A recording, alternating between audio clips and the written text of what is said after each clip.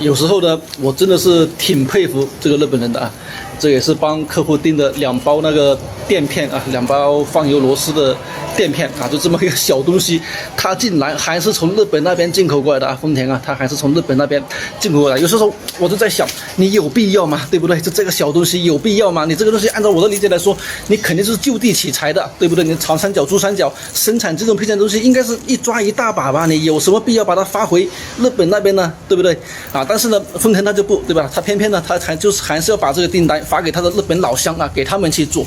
如果说你是那个发动机、变速箱的那些核心零部件，我估计大家也不会对你那么苛求，对不对啊？我不可能说要求你使用中国供应商的产品但是呢，像这个小东西、小垫片，你说你用一下我们中国公司的产品会怎么样呢？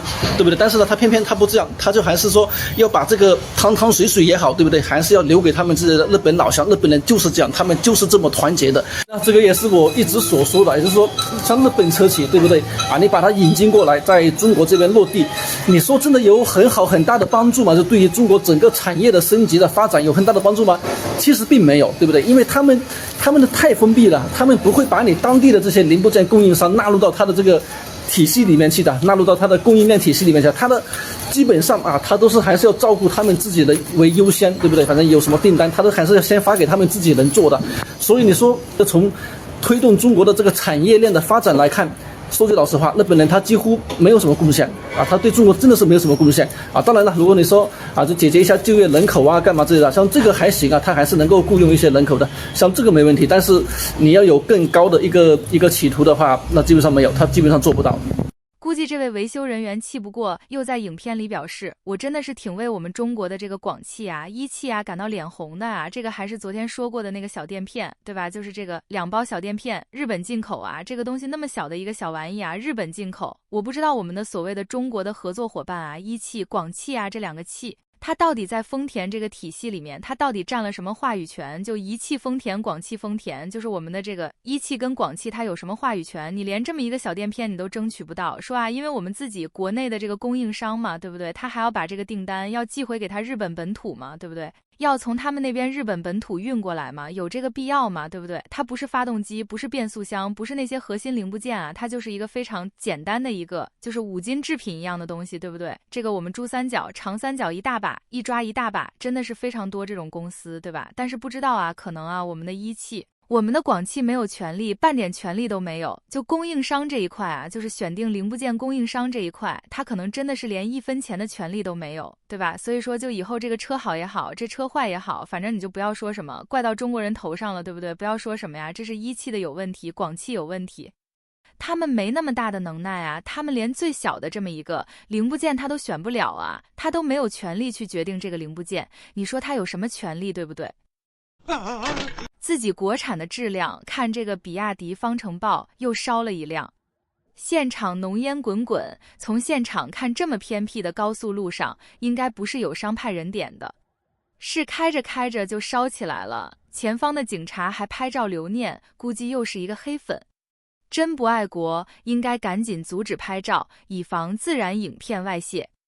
还有这个蔚来汽车，这肯定是车主自己点的，不然怎么会烧成这样？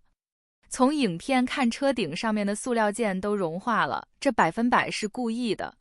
车主还在影片的描述中表示，当时自己开着开着感觉座椅有点烫屁股，就下车了。结果没多久就开始冒烟，以为要爆炸的，等浓烟散去之后，打开车门一看，还好了，只是融化了一点点，问题不大，非常实用的大屏，包括方向盘还在的。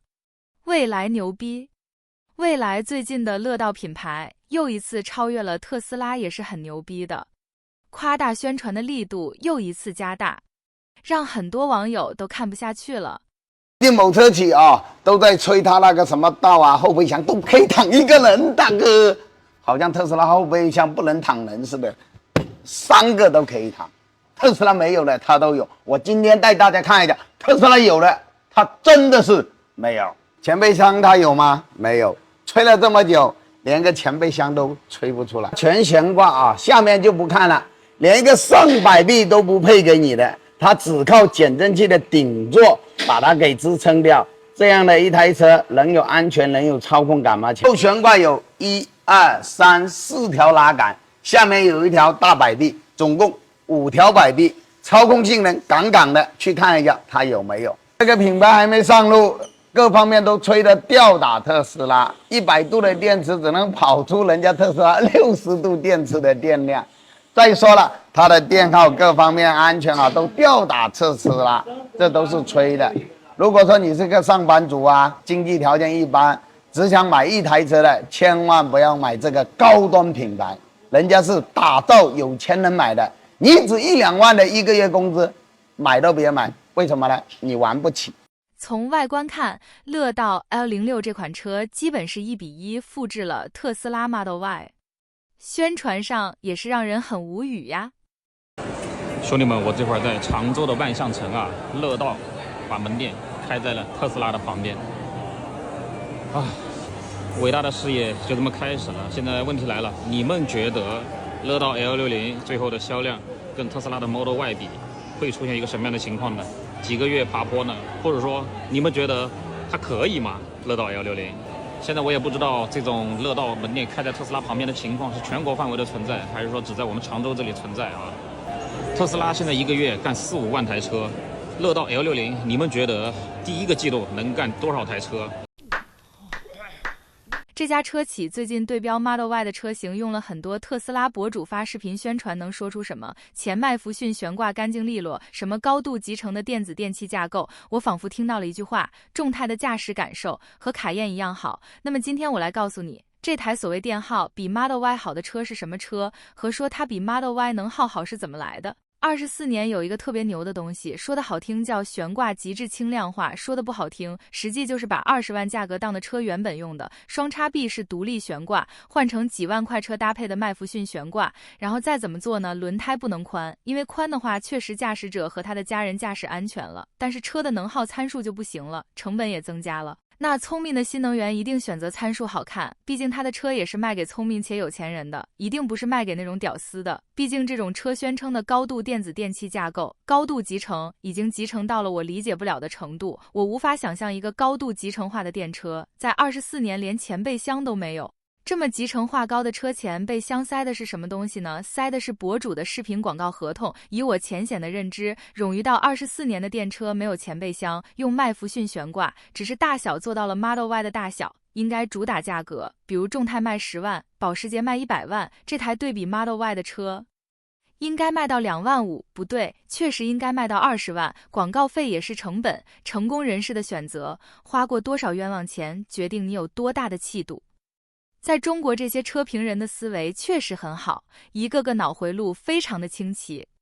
有人说中秋节起亚的员工待遇比较好，他说是因为起亚裁员裁的比较多，一下给我干崩了。如果一个车企裁员裁的比较多的情况下，他为什么还要给员工发福利呢？你知道起亚的中秋节福利这1000多块钱是从什么时候开始的吗？你以为是从近2年啊？是从10几年以前？起亚辉煌之前就开始这么发，一直到辉煌期，哪怕到现在销量可能在国内11年也就5、6万了，让车评人一说，负债率都130%了，都要倒闭了，都要退出中国了，他依然还这么发，打的是谁的脸？我给你算一笔账啊，现在起亚的员工，正式员工大概还有4000人左右。一个中秋节接近发了600万，你按比例算就行了。销量呢，国内预计今年6万，基本上就是每销售一台车发放100块钱的标准。把这个标准按你那个销量算一算，你应该发多少福利？至于寒碜到俩月饼就着可乐喝，我吃过月饼就水，我也喝过可乐就着汉堡，我确实没有吃过可乐就着月饼。这是什么味道？这是中西文化的结合呀！我相信今年中秋又给这些吹牛逼的车评人又发了不少好东西吧？怎么就不能对待员工好一点呢？车评人不给他生产车，那生产车的都是一线工人，一说就是员工多，你销量还高呢，上半年挣了100多个亿，你拿出0.5%来发福利呀？都不至于这么寒碜，你说你怎么好意思舔这个大脸说起啊？你比得了吗？你要说比国内销量，起亚就是拉胯；你要比营销，起亚就是个蛋；你要比车评人吹牛逼，起亚就是个渣渣。你怎么不比员工福利啊？你们从网上搜索今年中秋节的员工福利，在所有车企的中有这么寒碜的吗？这谁能想到呀？贾跃亭把法拉第未来做成这个样子，竟然还涨薪了。从之前的年薪45万美元涨到68万美元，相当于一次提薪超50%。本来呢，以为这就算完事儿了，结果贾跃亭还有50万美元的一次性认可奖金，81.6万美元的年度奖金，再加上2笔超过400万美元的证券激励。现在真是彻底明白了，为啥法拉第未来到现在也没有像样的车，10年才交付13辆。就贾跃亭这么掏空公司，多少钱他也不够呀。但是咱们眼红归眼红，贾老板还是不坑穷人的，专门是挑有钱人下手。先锋领航、贝莱德等国际投行都在其中，而且出资额很大。就拿法拉第未来举例啊，从成立到现在前后10几轮融资，金额大概50亿美元。这个呢，还得是在只有几辆概念车，甚至是没有车的情况下融到的。14年的时候呢，贾跃亭脱离乐视，开始赴美造车。当时他的风评还算好，乐视的危机很大程度被记在乐视的账上，跟他本人无关，所以说造车还算顺利。没过几年就推出了概念车，这也是他能忽悠到巨款的重要原因。16年呀，100公里加速2.39秒，1050匹马力，608公里续航，就这数据，不管哪个投资人看了他都会心动。当时的特斯拉和比亚迪也都只是小弟弟。那到了18年，许家印开始投资，在广州设厂，20亿美元的注册资金。但是呢，那个工厂不知道什么具体原因，一直都没有生产东西。没过多久，俩人就闹掰了。国内投资人不给钱，国外可是使劲投。贾跃亭几乎每过一段时间都能收获一笔融资来养活公司，金额都在1亿美元左右，直到21年公司上市。但是就算这么烧钱，法拉第未来也没有实现量产。贾跃亭也是厉害，每次都能找到不同的借口，不是缺零件就是缺工厂。那为了给公司节约成本，甚至进行了大规模裁员，但是反手就给自己疯狂涨薪，还要拿奖金。你猜为啥？因为前不久人家又收获了一笔3000万美元的融资呀。贾跃亭这个在中国可以说最成功的骗子。之所以这么深得 FF 股东们的信任，主要还是在于他画的饼着实有点香。在国内，老贾就被冠以第一大忽悠的头衔，这画饼的技术用在老外身上更是信手拈来，驾轻就熟。今年老贾抛出的全球汽车产业桥梁战略和第二品牌计划就非常具有诱惑力。关于前者，老贾提出了中美汽车桥梁战略，意图通过与中国的主要汽车制造商和零部件供应商合作，利用中国新能源汽车产业链的优势来推进其二品牌的开发。这太符合现在老美的想法了。论新能源技术和产业链优势，中国肯定更加完备。而美国除了一个特斯拉，其他无论是新势力还是传统大厂，在新能源领域都举步维艰。老贾要是能把中国的新能源产业链拉过来合作，那简直是功在当代利在千秋的事情。5月初，贾跃亭公布个人 IP 商业化和 FF 桥梁战略后，就引发了 FF 的股价暴涨，在1周内创下了股价上涨90倍的历史记录。期间更是在一夜间实现15次熔断，中美散户更是创下史上首次联手大战华尔街空头的里程碑事件，助力 FF 成功在退市边缘实现了史诗级逆转。而关于第二品牌计划，贾跃亭宣称将会打造第二品牌，专注于2万至8万美元价格区间的大众产品，旨在针对美国市场提供极致性价比的 AI 未来之车、AI 人民之车。看这些词是不是感觉非常眼熟？没错，国内很多厂商也都用过这些定语。这对于目前纯电市场需求低迷的美国，那也是太有吸引力了。而且贾跃亭通过抛出这些计划，还成功吸引了来自中东、美国及亚洲的投资者参与融资，融资涉及金额为3000万美元，约2.1亿元人民币。在贾跃亭这里，还真没有什么融资是一份 PPT 搞不定的。这也难怪贾跃亭在 FF 这里被视为是灵魂人物，还要给他加薪奖励。只要有他在 FF， 就总会新故事讲。但鉴于贾跃亭在国内的名声和口碑，让人怀疑还会有多少供应商和车企愿意与他合作。这一波宏伟蓝图到底是声势浩大但缺乏实际行动的剧情，还是真心实意要付诸实施？时间会给出答案。反正老贾的483万元年薪是落袋为安了，何时回国还钱呢？